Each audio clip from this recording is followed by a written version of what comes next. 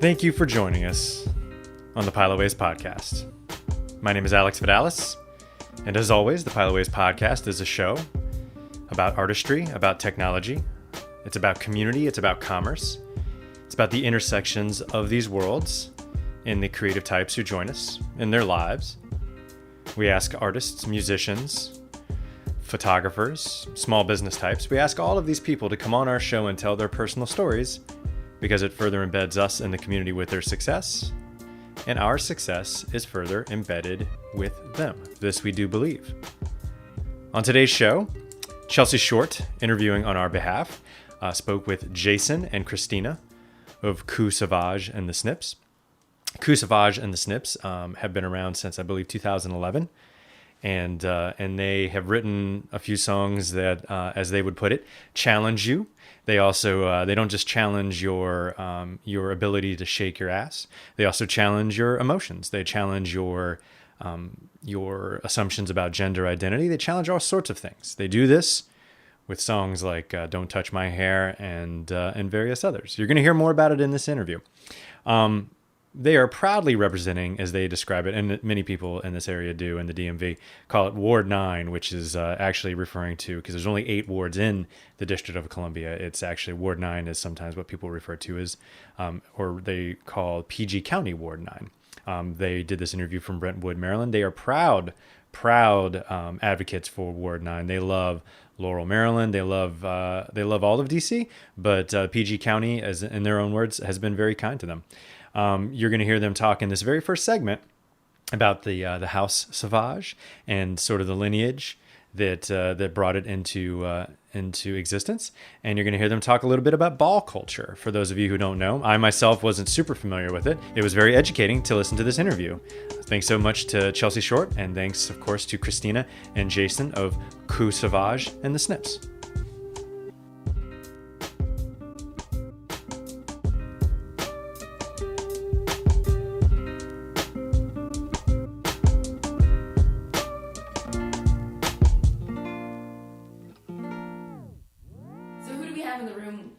Today. So this is Kristina Sauvage, lead singer of Coup Sauvage and the Snips. Mm-hmm. This is Jason Sauvage. I play synthesizers and also guitar.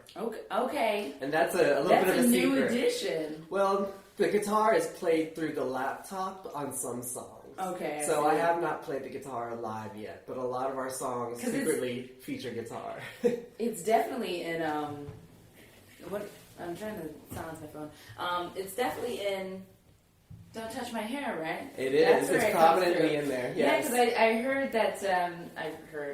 I heard the guitar, but then it wasn't jiving with what I read about y'all because I tried to do my research, and y'all try to keep it simple with just the beats, just the bass, the vocals and the synths, and then I was like, where's this guitar coming from? Exactly. I think for me, for performing live, I can do better dance moves when I play a keyboard. Okay, so everybody dances?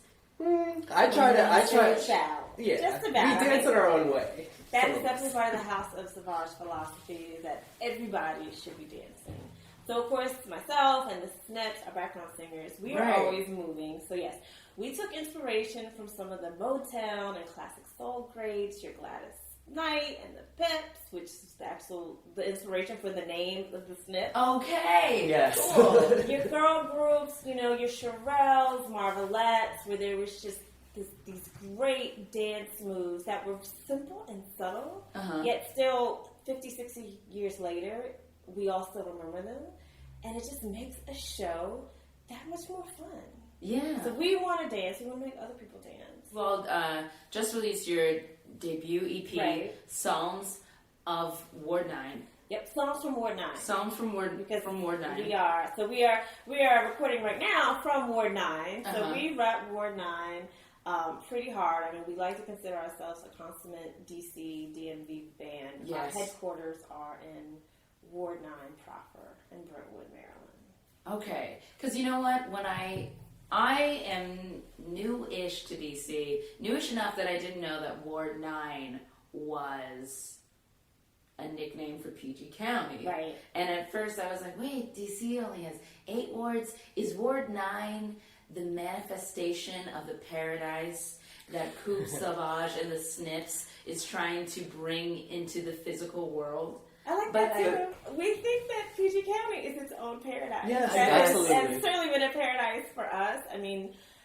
I guess 1/3 of the band lives here. I was raised here. So it's very much, a lot of our songs have taken inspiration from Ward 9, and we have a song called Laurel, Maryland, which is an homage to one of our favorite places in all of the DMV, Laurel, Maryland, which technically spans 3 counties. So as you said, to be clear with the audience at home, I'm only with 1/3 of Coup Sauvage here. I'm here with Kristina and Jason. But Coup Sauvage is a collective of artists who self-identify as POC, persons of color, and self-identify as queer people, and self-identify as white allies. So when you're writing when you're looking for inspiration for new music, do you find that you pull a lot from the politics of like self and the politics of self-love to influence your music? I think that that's interesting you brought that up, because we often say that we don't write love songs, but the one type of song we do write is a self-love song, where we do end up, I think, just celebrating.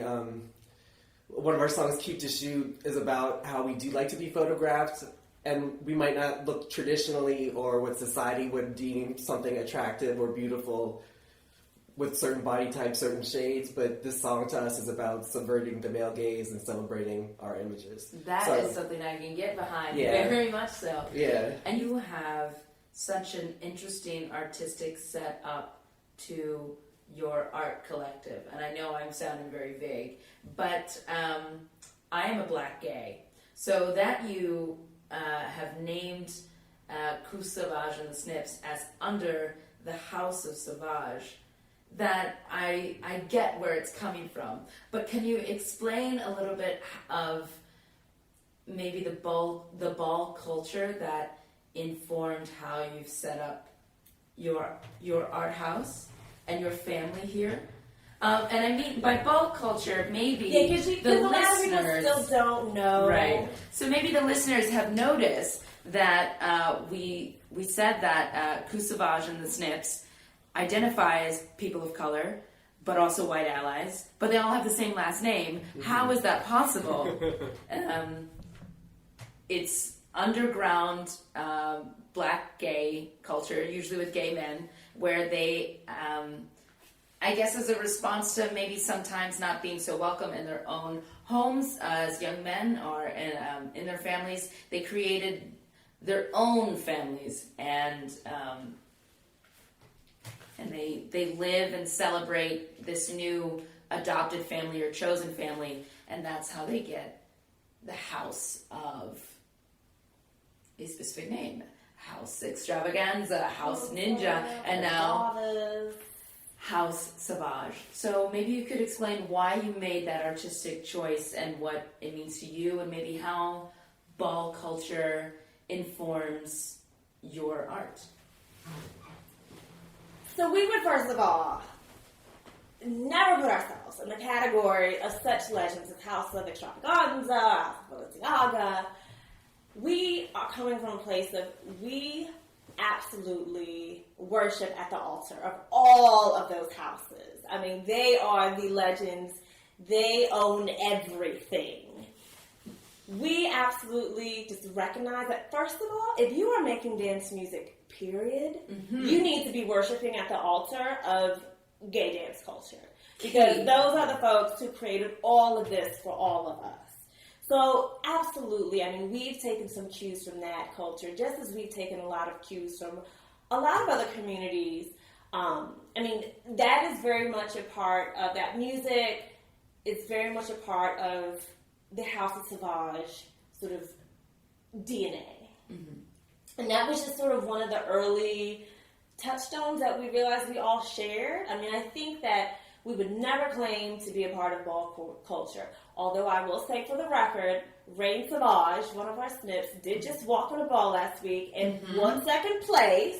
We absolutely pay homage to that culture. I mean, again, it's definitely something that's part of the Coup Sauvage sort of musical family tree. And again, if you're making any sort of dance music, you need to be honoring that culture too, absolutely. Because so much brilliance has come out of just gay dance culture and ball culture, period,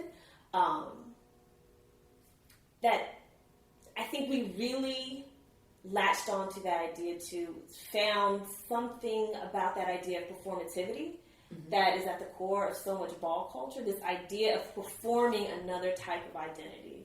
That just really, I think, spoke to us early on, and again, we realized, we're all kind of really into this idea of playing with what authenticity versus performativity means, and how you're expected to sort of, every musician is performing some identity when they're singing.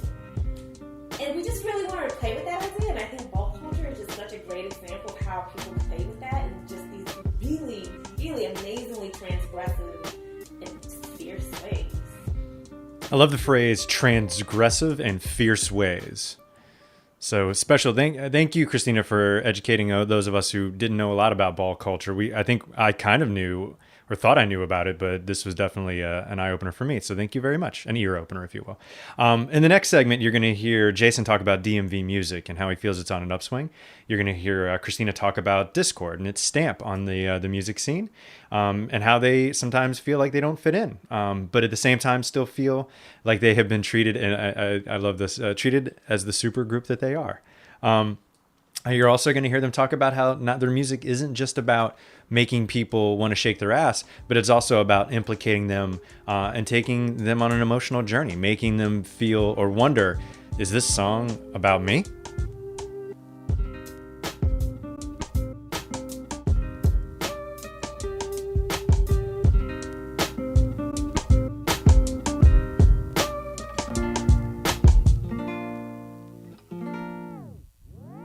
I think that we're on an upswing now. As far as my personal opinion for DMV music, there's a lot of cool stuff going on. There's more venues, and there is a little more of a sense of community, I feel like. There's people just wanting to connect with others, and it's not necessarily to be famous or make money. It's just, we have all these awesome places to play. There's more house venues, and just people able to use Bandcamp now and all these venues like SoundCloud to release their music, where they're getting a certain level of success without needing Discord to stamp them.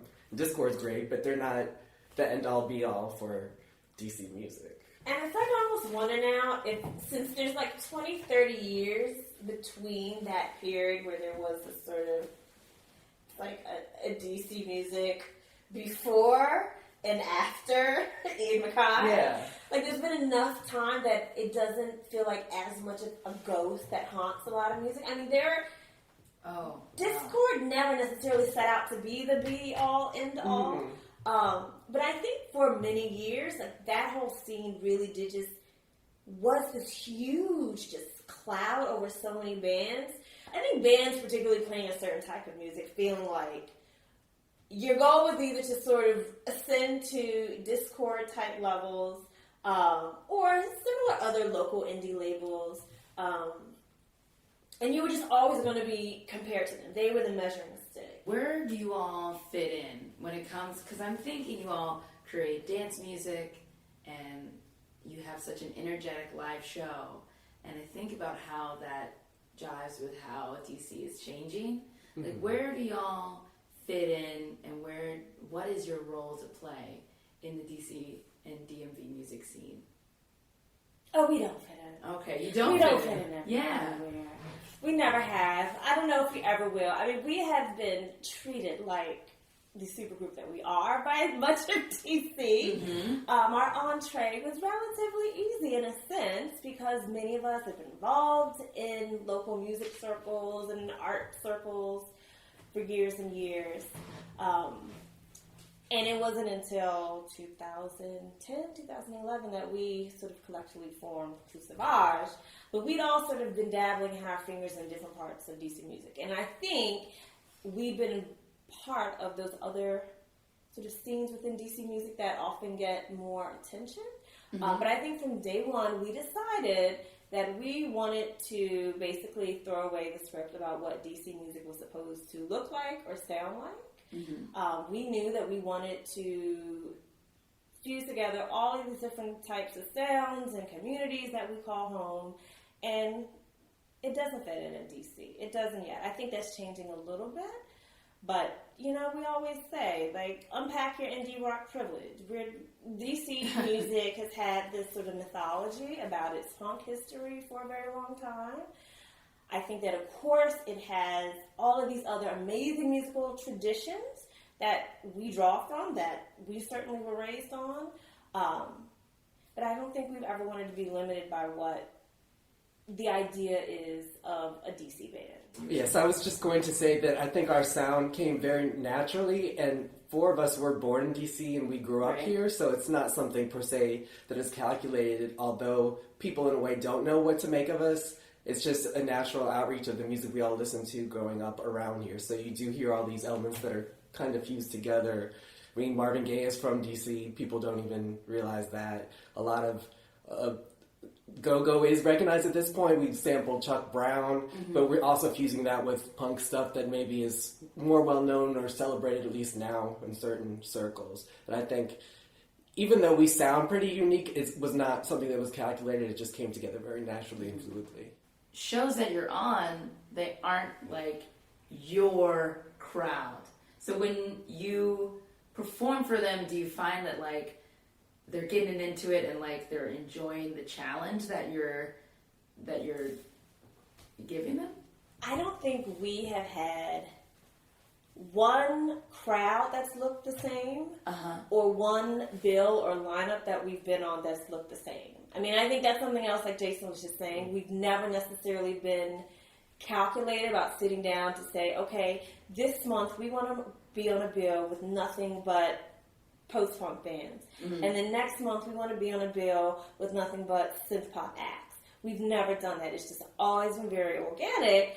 That, again, these are all of these worlds that we are part of, and we love all of these different types of music, and it just has been happening very organically. And I think, again, part of the sort of House of Sauvage ethos is definitely that we like to say we zig when you think we're going to zag. We're hard to pin down. That's sort of certainly my vision of what DC music could look like, or just music across the board. So absolutely, that's been the case, that we are often in front of audiences that don't know what to make of us. And I think people do like being challenged. I think people are never prepared often for what they're about to experience with Coup Sauvage. And what is really weird is, we talk a lot about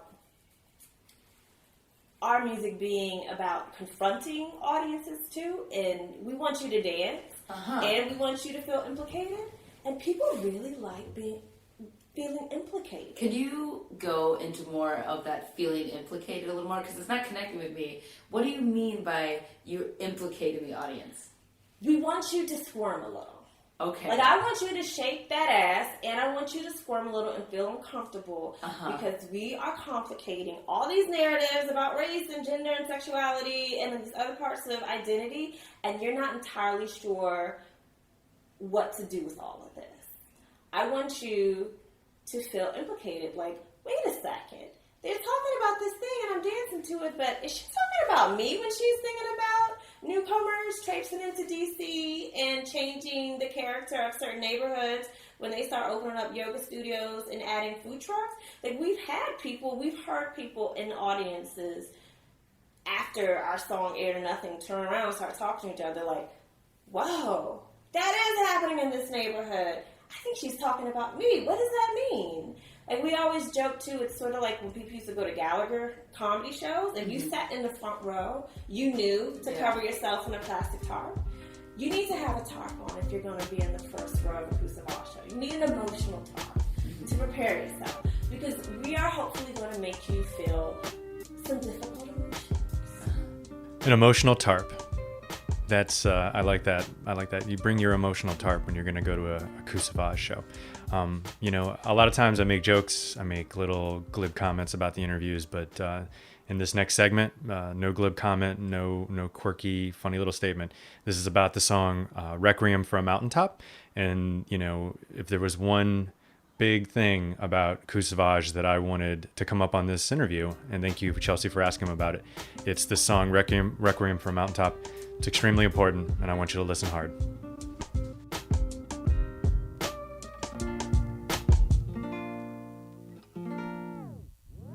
Can you tell me more about Requiem for a Mountaintop? I read a little bit about it, and I know that it's an important song for the band. Can you tell me a little bit about, I guess, what the song says for those people who haven't heard it, and why you felt the need to write it? And then I have a few more things I'd like to ask. So we actually came up with that song end of last summer, so right as things were exploding in Ferguson. And we wanted to say something, and we didn't know what. And myself and Elizabeth Sauvage, we actually just sort of at first jokingly bandied about the idea, because we had a show coming up at the Black Cat that September, and we said we should say something. Because we haven't shut up before, so why would we shut up now? But I think we have never taken the route of sort of telegraphing exactly how we think you should feel. I mean, we do songs like "Don't Touch My Hair," but we do not set out necessarily to be political. Again, it's just part of that personal political ethos, and half the time we mostly want you to dance and laugh too. So we said, you know what? How would we say this in the House of Sauvage way? And it actually just began with a beat that Megan Sauvage played for us during practice one day. And she said, okay, well, how about instead of a cover, what if we just did our own song? And as she was playing this beat, I think it actually was Elizabeth Sauvage and the Snips. They just started to sing this line of "Hands Up, Don't Shoot," and they started harmonizing. And we said, wait a second, what if that was our song? And it just grew from there. And what people heard the first time we ever performed that song was about 90% pure, off-the-cuff improv. I knew that I wanted to be able to name the names of people whose lives had been cut short by these recent cases of police violence. And so I named out many names, but a lot of what people heard was really just this very, very in the moment manifestation of the rage, the pain, just all of these difficult emotions that we've been experiencing, again, as Black folks, as queer folks, as white allies. And for a band like us, too, we are perfectionists. Nothing is ever good enough for us. It was probably the one song that packed, I think, the most emotional punch that was the least planned on our end. Because we take a really long time with our songwriting. That song really did just come together in a matter of a couple of practices. And again, a lot of stuff just came out on stage, just came through on stage. And we really thought it was just sort of a one-off. And then when we had another show planned a few months later, the Eric Garner indictment case had happened, or there was a lack of an indictment, and we thought, okay, I think we should probably bring out the song again.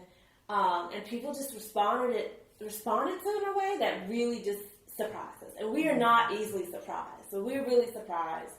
And that's when we decided, JD had said that they were going to do the remix of "Don't Touch Our Hair," and we thought, well, what if we just recorded Requiem for a Mountaintop and just turn this whole thing into a remix EP? And Requiem for a Mountaintop is on the new EP, Psalms from Ward 9. Yeah, so people can listen to it on Bandcamp, SoundCloud, Amazon, iTunes. It ended up being a song that was just sort of, again, a real surprise for us. And I mean, what's sad is we could keep bringing it out because I was about to ask about that. Do you find that when you perform it, it is soothing? That it is a release of some kind? I think we always want our music to be some sort of release. I mean, yeah, as an artist, like this one, because it is so emotional and so raw, and it is, the artistic expression of a rage once had. do you still find that even though you wrote it months ago, that when you perform it, it still serves that to get that rage out of you in an artistic way? Do you connect with it as you did when you first wrote it? I mean, definitely. I connect with it. I think all of us still connect with it. I mean, we just played it last week at an art show for this exhibition here in DC called Black Lives, White Light. That was a collection of artistic responses to what had happened in Ferguson across the country. So playing it there, certainly, in a room full of people who knew that they were going to be experiencing art about post-Ferguson, that absolutely was a type of release. And, I mean, quite truthfully, the emotion I think I start and I like to explore as I'm performing is anger and rage. Mm-hmm. So I'm often working from a place of rage. So when I perform that in many of our songs, it doesn't necessarily make me feel, it doesn't give me a sort of emotional release of joy all the time. Mm-hmm. It just makes me angry. And I think that that's okay. And I really do. I think the band loves it, especially the angrier I get before a show. Because then Kristina Sauvage will just really let the children have it. But I work often from a place of anger. And I think Elizabeth Sauvage, who does a lot of our songwriting too, she is known to also work from a place of anger and aggression. And I think that's also really important to hear from two women who are making music. Yes. We are not often given license to be really angry. But, I mean, we say in Requiem, it's not a song just about mourning, because, first of all, we know that there are so many other important songs and just pieces of art and articles coming out of this nascent movement that are about mourning. That song is also about a type of celebratory release that is informed partly by anger, but also just something else. I'm sure there's a German word for it, but it really is this feeling of when you are just in the depths of pain, but you also just have to sort of recognize the absurdity of life and how you have to keep dancing, you have to keep moving, you have to have that release just because you are here, and to honor all these lives that aren't here. I mean, that's the place that song is coming from. I think, at least I had the assumption, and maybe a lot of other people did too, even with the song content being the way it is, I don't think I would have assumed that Coup Sauvage and Kristina, used rage and anger as a sort of an inspiration. And if you didn't know, now you know. And I really appreciate Kristina sharing that with us. That was heartfelt and awesome. Thank you. In the next segment, you're gonna hear them talk about whether or not, and I know I apologize a lot on this show, but I'm gonna do it anyways.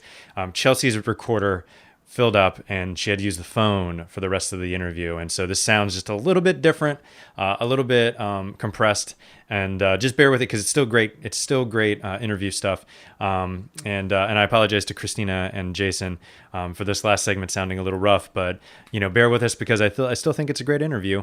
Chelsea is an amazing interviewer, and as I've said before, I always learn something from listening to her interviews because she is a much better interviewer than I am. So thank you again, Chelsea, for spending your very valuable time with us, and hopefully she has a couple more interviews, and I know she has her own podcast coming out now, but hopefully you're going to hear a couple more interviews from her on our behalf. And so as I was saying, in this next segment, you're going to hear Chelsea ask the question, is DMV music diversifying? Stay tuned.